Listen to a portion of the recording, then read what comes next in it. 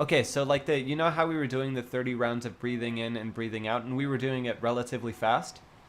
Well, when you do that, you're kind of, you're putting your body into like fabricated like stress. It's like you're bringing stress upon your body, but it's like a natural kind of like stressor. And then when you do the breath retention, when you hold your breath for that amount of time, you are completely slowing your heart rate down after a stressful moment, and that sends a signal to your brain. Instead of, how there's like fight or flight mode, right?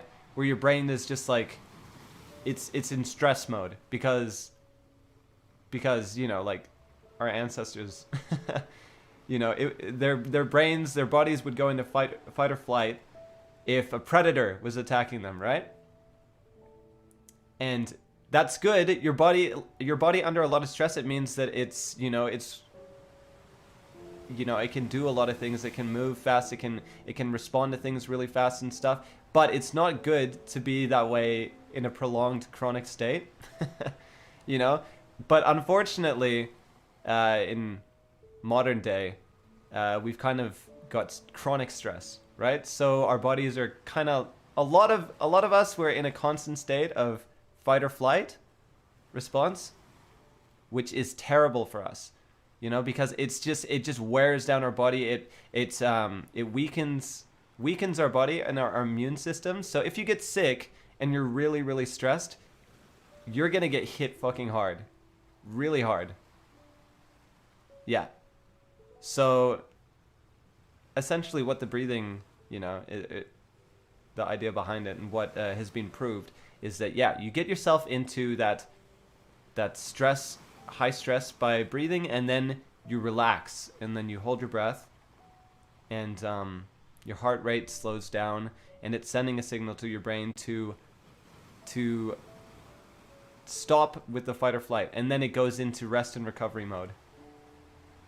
And then your body can finally actually start recovering if you're sick, if you're struggling with a chronic thing. It can address pain and stuff that way. It's good. It's really good. You could look into it if you want, but it's really interesting. I find that stuff really interesting. Our bodies are actually incredible. They're incredible, and they're also, I don't know. It's crazy how they can change themselves. Sometimes for the better, sometimes for the worse. But I think that they're really good at adapting. If you do it right, and you really, because you're putting like a lot of oxygen into your system, and I feel like a lot of us we breathe really shallow throughout the day, right? And we don't even notice it.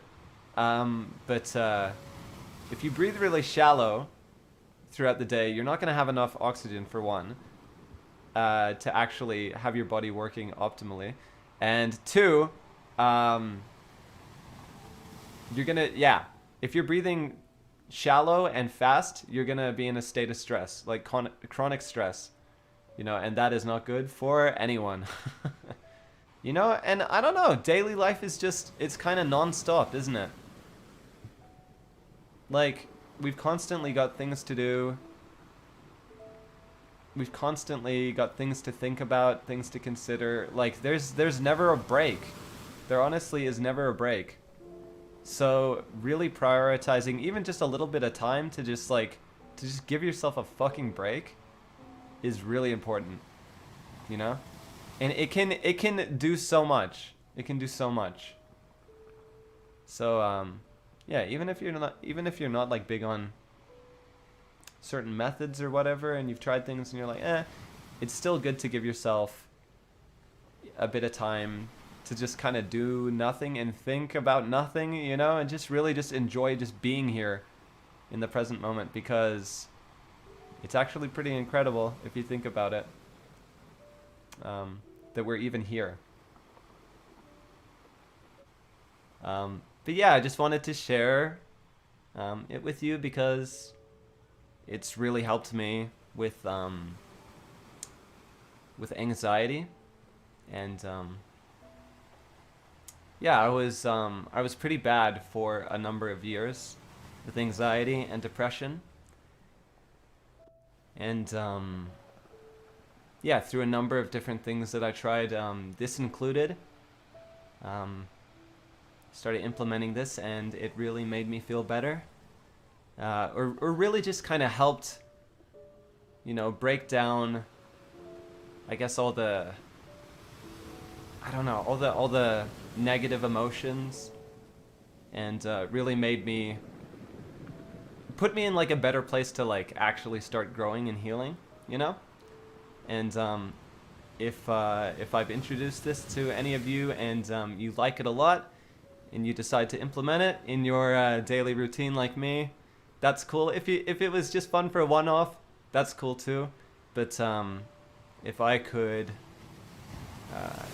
if this could help anybody like it helped me, then I would be over the moon. I would be so happy, because I don't want anybody to feel like I did.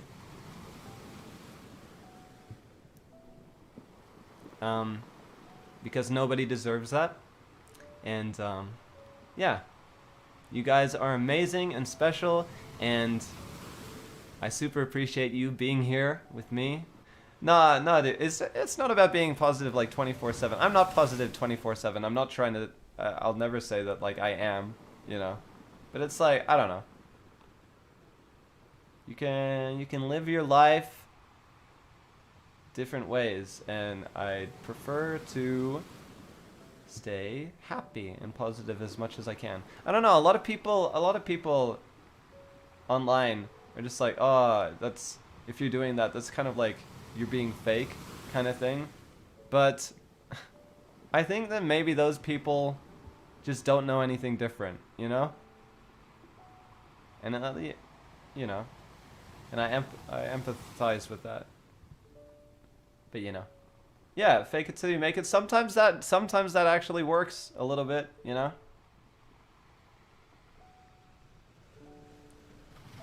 I don't know. I'm toxic. I've been, you know, I've had moments that I have not been proud of at all, you know? I think we all have, you know? And you look at yourself and you go, wow, I'm just a piece of shit, you know? But that is a part of being human.